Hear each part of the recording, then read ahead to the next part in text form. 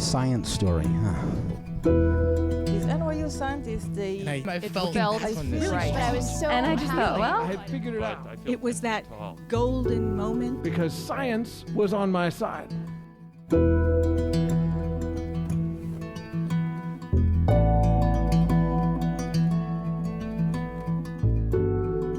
hey everyone, welcome to the Story Collider, where true personal stories about science help us to discover how weird and wonderful it is to exist in this world and be a human.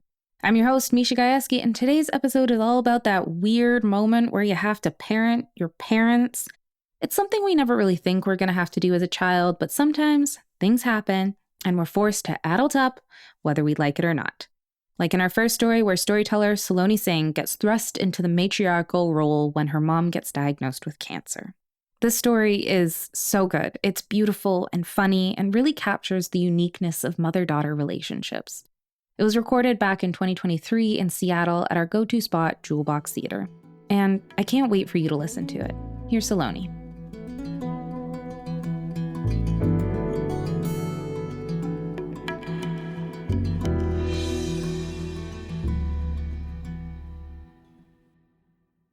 There are two people on the stage right now in front of you. A 16-year-old woman and a 35-year-old kid. Confused? Tell me about it. Let's go back a little bit. My father was number 3 of 4 siblings. I followed 5 kids, all roughly a year apart. Yeah, clearly the adults in this family were having a great time. Yeah. But I was everyone's baby. I mean, if I got caught in a game of hide and seek, the game had to stop and we had to play something else. All my brothers grew up wearing each other's hand-me-downs, but this little princess got the pretty new dresses. Every chance they got, my aunts would dress me up like a doll, and the whole family would line up in the living room watching me sing and dance. Every word that came out of my mouth went with wonder and applause. Eventually, my dad moved away and the family shrunk to mom, dad, my elder brother, and I. But the dynamic didn't change. Let me paint you a picture. I was 5 years old when I was given my own bedroom with an attached bath and a dressing area. Every morning, my elder brother would be sitting downstairs, fully dressed, obediently eating breakfast, and I'd be on the top floor running around saying, "Where's my books? Where are my shoes?" My hair wild, my tie crooked, and my mother would be chasing me around with a breakfast sandwich to get a few bites in before the damn school bus arrived. I would turn up late for dinner every night, and then most nights I would simply refuse to eat whatever my mother had made. So it had to be packed away, and the family would drive to my favorite pizza place. A little, spoilt brat. That's who I was. Now, from these stories, of course, it seems that I was the bane of my mother's existence, which was probably true. But we were very close. I mean, we were very different people even back then. She had been raised to be really loyal and subservient, and I was loud and opinionated. She liked to eat salads and fruits, and I was practically made out of junk food and ice cream. She was neat and organized, and, well, if you could find my bed under my blankets and books, good for you. But in this large patriarchal family, way back in India that we were both living in, she was always under pressure to be the perfect daughter-in-law, the perfect mother, the perfect wife. And I was her only friend. She could confide in me, tell me things that she couldn't say to other people, and I would listen and hug her and make her laugh. It's like we had our little sweet secret world where we were so happy to have each other, thick as thieves. So of course it was me that she decided to tell when she felt a bump under her arm. She showed it to me, we looked at it, figured it was a pimple, put a Band-Aid on it, forgot all about it. But then the bump got bigger. So she showed it to me again, and I said, "What are you showing it to me for? Go see a doctor, man." So she did. And further inspection showed that she had a cut on her left breast, which was bleeding. It's a skin allergy, the doctor said, and gave her a lotion.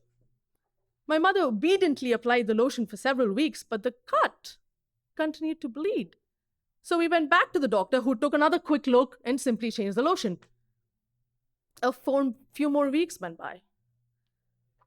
But now the lump was becoming bigger, and the doctor was completely lost. So a flurry of random tests started, but no test would tell us anything. Oddly, it was me who first uttered the horrifying words in a very quiet car ride from yet another appointment. What if it's cancer? Don't be silly. You watch too many movies. What do you know? The doctor knows best. But I repeated that a few weeks later at breakfast. What if it is cancer? Shouldn't we at least find out? By that time, the lump was big enough that my parents agreed. It took all of 5 minutes for the oncologist to confirm our worst fears. A biopsy was sent off for a sample, and this time, the test came back quick. Stage 4 breast cancer.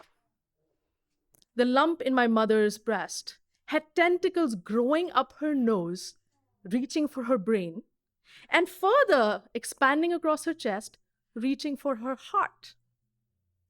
The doctor gave her 6 months to live. Ever been on a roller coaster? When it's going up and down and you're laughing and cheering and suddenly the roller coaster turns upside down. You feel bile rise up in your throat and you think you're going to throw up. That's how that moment felt. The best oncology specialist was in a whole other city, so Dad called him and took him through all Mom's reports, and he said, well, the only thing you can do is chemotherapy and radiation to at least try and slow it down. I remember that evening like it was yesterday. Mom and my dad and my grandpa walked away discussing finances and logistics. My brother went to his room, leaving me and Mom on her bed. And she slowly reached over and grabbed my hand and said, I have very little time left. And you know these men, they can't even boil water. You have to take over for me. I remember snatching my hand back saying, are you crazy? You can't be serious. I mean, come on. My mother ran that house with the expertise of a CEO running a company, and I was like the unpaid intern who should not have been hired in the first place. I couldn't take over. But funnily enough, it was my gender that was getting me the job this time. As the only other woman, it had to be me. So my on-the-job training started. Mom's treatment was in a different city, so her and Dad were away a lot, leaving me in charge of the house, my grandpa, and my brother. I was in high school. A kid who had never entered the kitchen. Didn't know how to switch on the stove. Hell, I didn't know the difference between dishwashing liquid and cooking oil. So I fumbled. Dishes would constantly fall from my hands and crash to the floor. The blender would explode because I forgot to put the lid on. The house would constantly smell of burnt food, and the laundry would be piling up in one corner, completely forgotten. On the rare days Mom was home, I was her nurse. I had to remember to give her the meds on time, to apply the ointment properly, to make the high-protein meals she needed to keep her immunity up, to continue the chemotherapy that was keeping her alive. Some days I got it right. Most days I didn't. Then the news of my mother's illness traveled, and my mom has a lot of fans. So there was a line of people waiting outside the door to see her. I mean, the doorbell rang every 5 minutes. Now, these would have been quick visits that all of us would not have noticed, but my mom was the perfect hostess. And now she wanted me to play that role. Hot tea and snacks had to be served to every single guest. I didn't know how to make tea, so I screwed it up. The tea would be cold. I would break a cup so the pair wouldn't match. The snacks would be undercooked. And that's when the shaming began. Oh, clearly this apple fell very far from the tree. Oh, I taught my daughter how to cook at a very young age. I mean, you really must teach them young.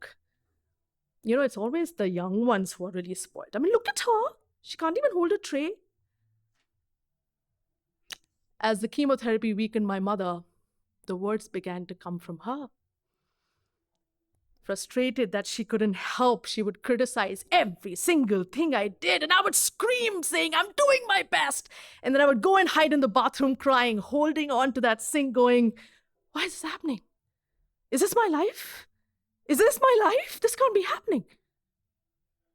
At this point, it felt like the patient and the nurse both were not going to make it. And then summer vacations rolled by, so my dad flew me out to the city where my mother was getting treated. I walked into the room where she was getting chemotherapy, and she was sitting in this chair, really small and frail. She smiled at me weakly and I waved back, and the nurse sent me outside. I hope none of you have experience with this, but the oncology wing of most hospitals is very quiet. I was sitting in the hallway with my head in my hands, and all I could hear was the pitter-patter of tiny feet, so I looked up. And through this dark hallway, with just a little bit of light coming from the window at the end, I could see the silhouette of this little boy and his father who were walking up and down. At first, I thought nothing of it. I figured it was another kid who had to be distracted so that they didn't make a scene. But then they turned around and started walking towards me, and that's when I saw it. The needle that was going into the little boy's arm, attached to a tube, going into a bag of chemotherapy the father was holding up. The kid was too young to know any better, but the tears trickling down the father's face told me it wasn't looking good. That was the moment I grew up. This wasn't about me. This was about my mother. My life was only changing. Her life was ending. And from that day, everything changed. I began to Google recipes. I learned how to make grandpa's meals the way he liked. I woke up early to get breakfast ready for my brother and I before school. The house became neat and organized. The laundry got done on time. One day my mother called me, saying the really grumpy aunt who had visited us the day before had called her praising my maturity and hospitality. My mom was crying. My little Baba's all grown up. I can leave this world peacefully now. We're both ready. And it really felt like we were.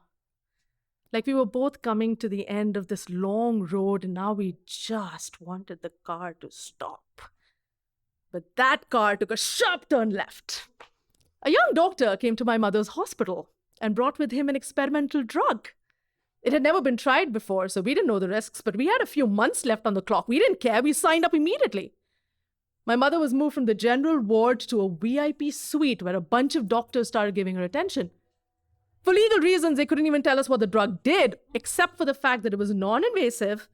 They would just put 3 drops in my mother's nose while she got her regular chemotherapy. 3 little drops that proved to be magic. The tentacles died and stopped growing, and the tumor shrunk. Eventually, they felt confident enough to make a small cut on the side of her breast and simply pluck out the tumor that was dead. Eventually, they did a little bit of radiation to make sure nothing came back, but then she was in remission. It was over. I was still in high school. But while the cancer had changed my mother's body, somehow it had done the same thing to my mind. Because while now, technically, I could go back to being the kid I was, I'd forgotten how. It was like in that movie, The Matrix. I'd been brutally unplugged and I couldn't go back. I'd forgotten how to laugh and be naughty and gossip about boyfriends. I was a 16-year-old woman, too mature, too serious, too heavy on the head. Why are you such a granny? Lighten up! Oh, please, can someone give her a cane to walk with? She's so old. Eventually got stopped. Everybody stopped inviting me to birthday parties. Labeled a weirdo, a misfit, excluded from everything. This feeling of not being good enough for anybody began to set deep into my bones. So I poured myself into work and academics. 3 postgraduate degrees, multiple promotions. Eventually I left the country, bought a large house, hired full-time help, living a life of luxury, creating a new identity of someone who could do anything. Someone who was admired and someone who was now welcome everywhere. More than a decade passed. And then a few years ago, work brought me to the US. And in the strange new do-it-yourself world, something really strange became painfully apparent. That I couldn't bring myself to do basic things like load the dishwasher or make toast. I mean, I tried, I just couldn't do it. As it turns out, the trauma of being forced to run a household at such a young age had created a mental block in my head that I just couldn't get past. I would enter the kitchen and I would get paralyzed. And now there was no help to hide behind, so my new boyfriend and friends began to notice. And the shaming began again. Oh, look at her, our little Indian princess.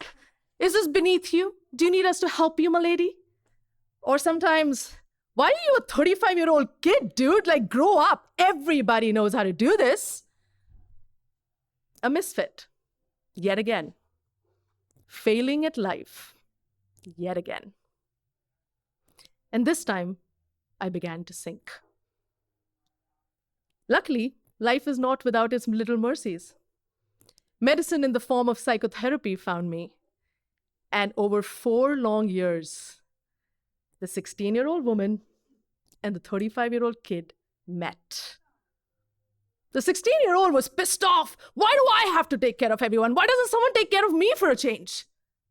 The 35-year-old kid was stomping her foot, going, why was my childhood taken away? You know what it was? I was so free and cool that I was punished. That's what it was. I was punished. They talked for a while. And over time, we understood what happened. And the shame and loss and humiliation just fell away. And together we learned to forgive. Forgive the mother who had asked way too much of me, because who else would she have turned to? Forgive my boyfriend and my friends and people in my life who will probably mock me forever because they don't know what happened. They weren't there. But most importantly, to forgive myself for having been lost and scared for so long. And that gave me the strength to pick up the leftover pieces of my personality and start over. To pick up a pen and start writing my story. It's taken me 26 years to say this, but I really don't care what anybody thinks. Because you know what? I tried my best. And my mother's alive because of it. She's still with us today. All those years ago, I helped save her. And now, I'm going to save myself. Thank you for listening.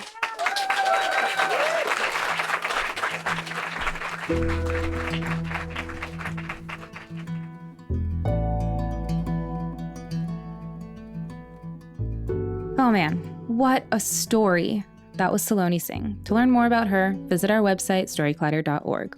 Being a storyteller on stage is just one way to make Storyclatter happen, but if standing alone in the spotlight in front of an audience doesn't speak to you, maybe becoming a Storyclatter donor might be more your speed. Storyclatter donors play a vital role in our ability to bring you this podcast. We're in this together. Storyclatter is one big experiment that's designed to connect us around our love of discovery, curiosity, and the natural world. If you believe in the power these stories have and this mission, please donate to the Storyclatter at storyclatter.org/donate. The most popular level is $10 a month, and you can make your tax-deductible donation at storyclatter.org/donate. But really, any level makes a difference, and we're so grateful to everyone who supports Storyclatter. Hey Storyclatter listeners, if you're looking for a way to keep up with your active lifestyle, you've got to check out Amazfit.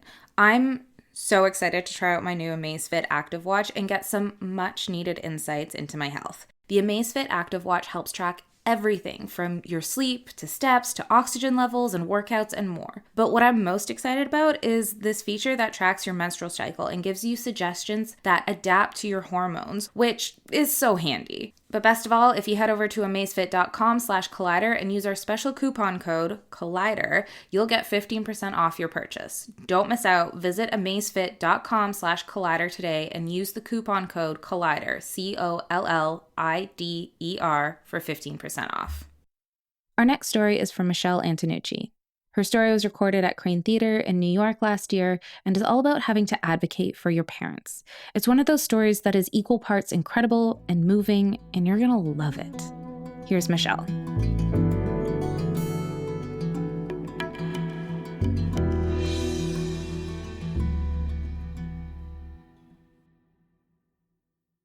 I'm standing in my basement, talking to my mother, who's sitting right across from me on the couch. She suddenly jerks back, wide-eyed, trying to get away from something. She puts her hand on her head and she says, "Joyce, needle." Joyce is one of the many fictional delusions my mother was having that was harming her. But this was the first time I was seeing it in action rather than just hearing a story about it. My mother had been living with my wife and I on and off for about 4 years. She needed someone to cook, clean, and make sure she took her medications. I was and am the only person that could take on that job. My brother and I were born to 2 deaf parents. My father died over 20 years ago. I'm what's known as a CODA, a child of deaf adults. When my mother was a baby, her parents took her from doctor to figure out what was wrong. Many wanted to institutionalize her, until one finally said, "She's just deaf." Many deaf in my parents' generation grew up in homes where no one spoke ASL, and therefore they didn't communicate with their own families. My parents' schooling was focused on adapting to the hearing world instead of actual learning. They were punished for speaking ASL in school, and they had to wear hearing aids that back then were huge contraptions, even though they were 100% deaf. And they were forced to do things like sit in front of a lit candle and say the letter P over and over until it blew out. Like most codas, I was the bridge between the deaf world and the hearing world from the moment I could speak. I was their ears, their voice, and most importantly, their advocate. I had to grow up fast, translating about things I didn't understand, like IRAs and leaky sinks. We were stared at all the time.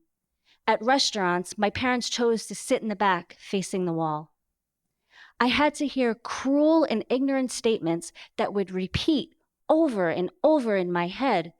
Deaf and dumb, deaf mute. My parents would ask, "What'd they say?" Nothing. I didn't want to hurt their feelings. Instead, I grew a thick skin and I protected them. I was their parent just as much as they were my own. My favorite was when people would speak louder when they found out my parents were deaf, even doctors. Or when they would ask, "Can they sign their name?" I wanted to scream, "It's their ears that are broken, not their brain." But I'm a polite coda. I have wonderful, beautiful memories too. Deaf people are very strong and very brave and very proud. They have their own culture, humor, and mannerisms. I can remember going to the deaf clubs, all of us codas sitting in the back of the room, falling asleep while our parents talked the night away. You would think it was a quiet room, but it was loud. Hands flaring, voices humming, and laughter. And before there was caption, codas were caption. I remember sitting in front of the TV telling Mom what Bobby Ewing was saying on the show Dallas.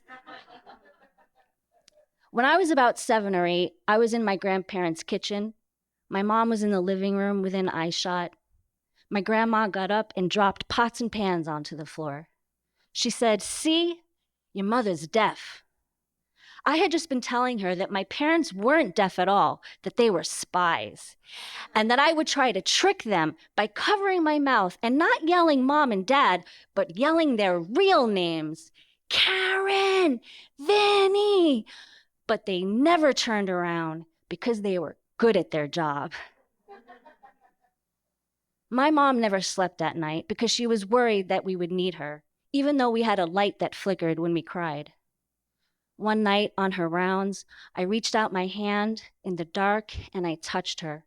She put her hand on mine and her hand said, "I love you," an emotion more meaningful than any word said aloud. In June 2021, I went down to make sure that my mom had gotten up for the day. She was laying in bed, staring at the ceiling and wasn't moving. I tried to rouse her, but she wouldn't move. I immediately thought she went blind, my worst nightmare. I signed into her hand, "Hello, hi, Mom," nothing. Turned out she had multiple strokes due to a blocked artery in her heart. Mom came home to recover before having bypass surgery. All codas know and experience that hospital rules do not apply to us. We can come and go 24/7. We can walk into ICUs, pre-op rooms, recovery rooms. I probably could have stood next to the surgeon had I asked. Why? Because not even the medical field knows how to effectively communicate with the deaf. They forget that the deaf have feelings and thoughts and opinions of their own. They forget to be nice and reassuring. Instead of explaining what they're about to do, they just do it. and my mom negatively reacts and she's labeled as difficult. My mom came home to recover from bypass surgery, but I knew that this living arrangement was no longer temporary. I don't remember when my mom started hallucinating, but I do recall all the screaming and crying about all the people trying to harm her, about the clown climbing into the window, the dragon on the ceiling, the war in my backyard, the hole and the coffin under her bed, and all the cameras watching her. She couldn't understand why I was allowing people to harm her. She would scream and cry all day long, but especially in the early morning hours when the rest of the neighborhood was sleeping. And while she's screaming and crying, I'm kneeling in front of her, crying, please stop. Neurological scans showed that the strokes had caused significant brain damage. Medications helped her to sleep, which meant my wife and I could sleep as well. Things were good for a short while, but then the hallucinations started, and Joyce was back. I really hate Joyce. I called, I emailed, I Googled so many places trying to find help. They said that she needed a psychiatrist, but all the waiting lists were 6 months long. I apologized to all the receptionists who cried along with me as I pleaded, I just need help.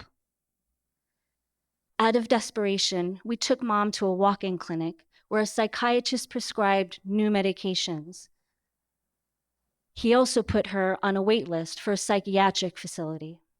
Again, a doctor trying to institutionalize her.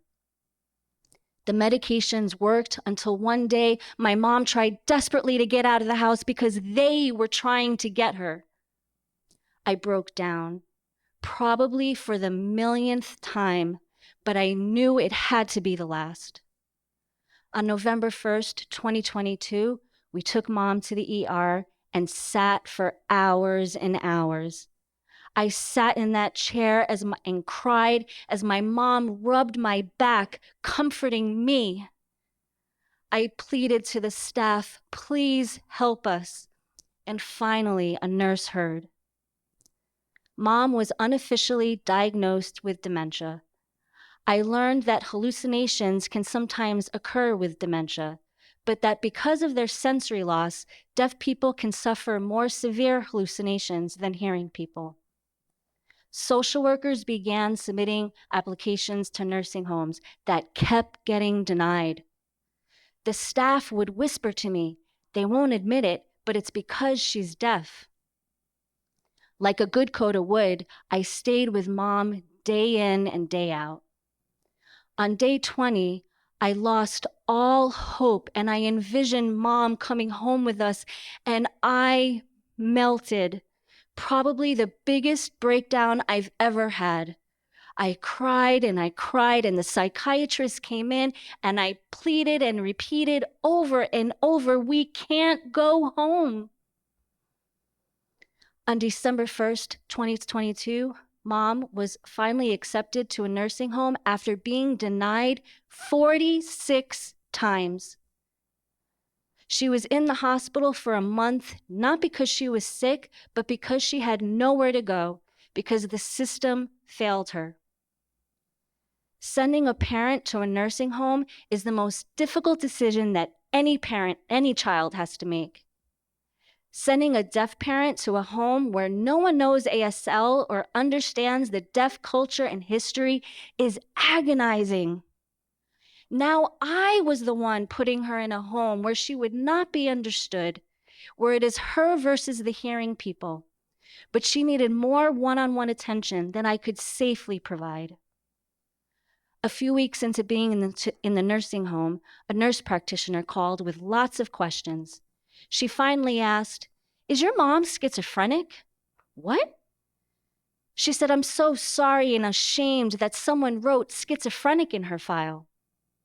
Not that she was deaf with dementia, but schizophrenic.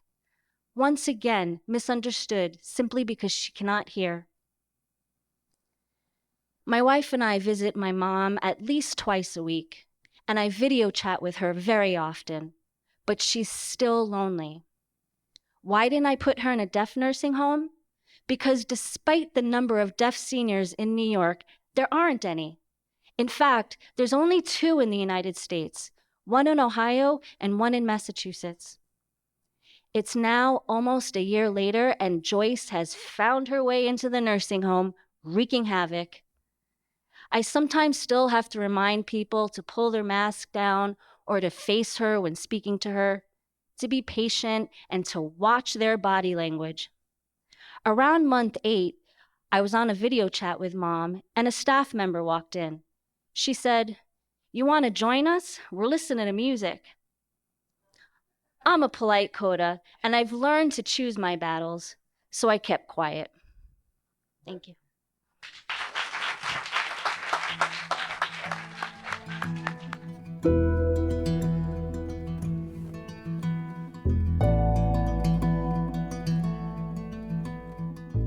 That was Michelle. To learn more about her, visit our website, storyclatter.org. Our website is just one way to connect with Storyclatter, but there are so many other ways, and we hope you'll use them all. You can always follow us on social media. We're on Twitter, Facebook, Instagram, and TikTok. Head to storyclatter.org to become a financial supporter, or if you want to come to one of our shows, start your own Storyclatter show in your community, or even learn how to tell your own science story, you can learn all about that on our website too. This podcast is produced by me, Misha Gajewski, along with Jen Chen, Nikisha Roberts-Washington, and Aaron Barker, Executive Director and co-founder of The Storyclatter. The stories featured in today's episode were produced by Kent Whipple, Diego Villarroel, Zach Stovall, and Tracy Segarra. Special thanks goes out to Storyclatter's board and team. Our theme music is by Ghost, and next week, we're getting mushy with stories that are all about people's deep, undeniable love of science. Trust me, you won't want to miss this episode. Until next time, thanks so much for listening.